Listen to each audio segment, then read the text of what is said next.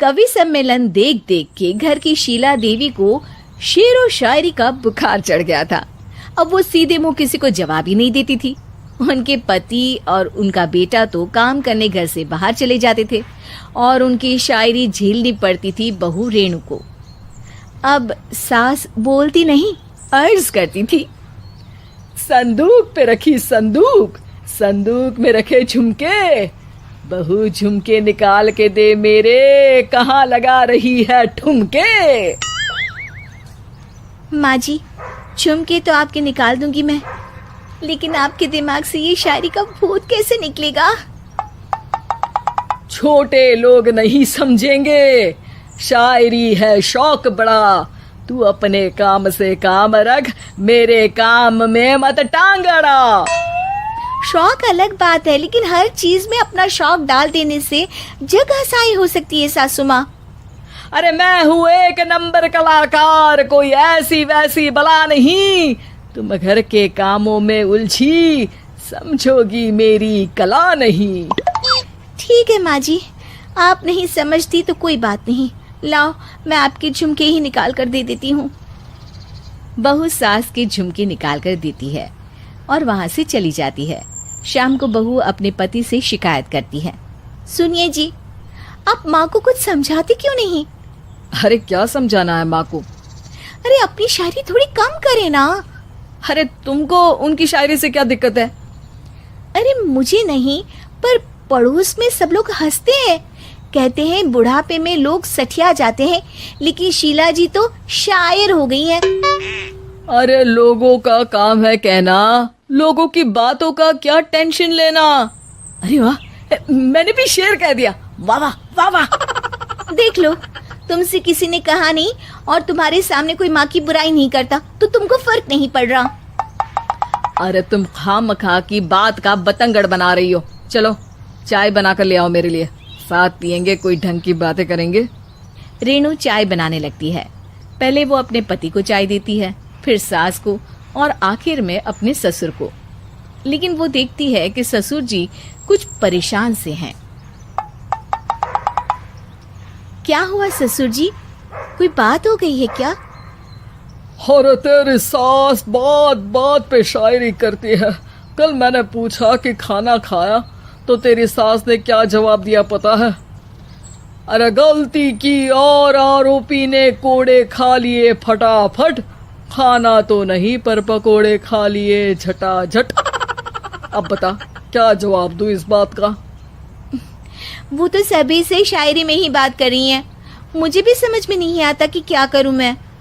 बेटा उसको उसी की भाषा में जवाब देना पड़ेगा। मैं तो आम बातचीत में भी उसके सामने कुछ नहीं बोल पाता, शायरी में क्या बोलूंगा भला। ससुर ने जैसे ही कहा कि उसको उसी की भाषा में जवाब देना पड़ेगा, बहू को ये बात जच गई। अगले ही दिन वो शायरी की कुछ किताबें लेकर आई और शायरी की प्रैक्टिस करने लगी ताकि सास को उन्हीं की भाषा में जवाब दे सके। उसने दिन रात एक कर दिए। एक दिन सब साथ में बैठकर टीवी देख रहे थे, तभी रेणु सबके लिए बिरयानी बनाकर लाती है, लेकिन सास को बिरयानी भाती नहीं। कौवा करता काऊ काऊ, चिड़िया बोलती ची ची, इतना खराब बिरयानी बनाई है कि मुंह से निकले छी छी। बस इसी मौके का तो बहू को इंतजार था, क्योंकि अब बहू सास को उसी की भाषा में जवाब देने के लिए तैयार थी। माँ जी, हमको अपनी ये बेकार शायरी ना सुनाइए, जैसी भी बनी है बिरयानी चुपचाप खाइए। ससुर जी और रेणु के पति ने रेणु का जवाब सुनते ही जोर से ताली बजाई और सास ने जब रेणु का शायराना जवाब सुना तो उनके गले में बिरयानी अटक गई। बहू ने एक और शायरी का तीर छोड़ा।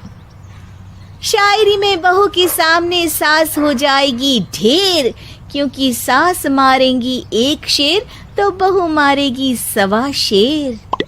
सास को छोड़ के सब वाह वाह करने लगते हैं। आज पहली बार सास को नहले पे दहला मिला था और रेणु ने सास का मुंह चुप करा दिया था। अगले दिन रेणु का पति उससे कहता है, अरे वाह, तुमने तो माँ की बोलती बंद कर दी, मजा आ गया। अब मेरे लिए कुछ बना दो, खाकर मैं काम पर चला जाऊं।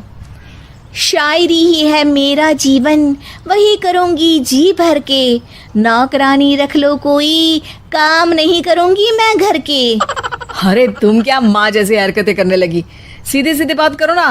हो गई कल शायरी, रोज थोड़ी ना करोगी। शीशी भरी गुलाब की पत्थर पे फोड़ दो, जो मुझे शायरी से रोके उसके कान मरोड़ दो। पति घबराकर वहां से चला जाता है और बाहर उसके पिताजी के पास जाकर बैठ जाता है। दोनों अपनी बीवियों की शायरी से परेशान है। ससुर को पछतावा होता है कि क्यों उसने बहू को सास की भाषा में ही जवाब देने का आइडिया दिया। अब तो घर में दो दो शायर हैं। दोनों एक साथ दुखी स्वर में कहते हैं, हम दोनों की ही बीवियां जब से शायर हो गई है, क्या बताएं, जिंदगी एक फटा हुआ टायर हो गई है।